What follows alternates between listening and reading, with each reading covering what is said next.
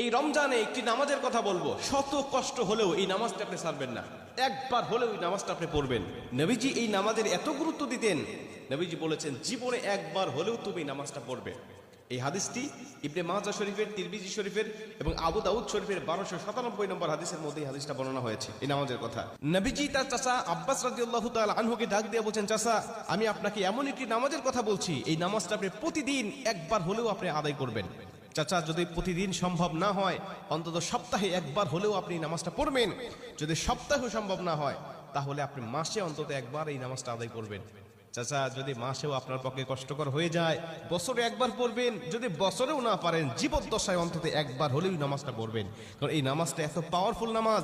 এই নামাজটা আদায় করার কারণে আপনার প্রকাশ্যে অপ্রকাশ্যে যত গুনাহ করেছেন, আপনার ইচ্ছায় অনিচ্ছায় যত গুনাহ করেছেন, আপনার অতীত জীবনে যত গুনাহ করেছেন, সব গুনাহ আল্লাহ আপনাকে ক্ষমা করে দেবে।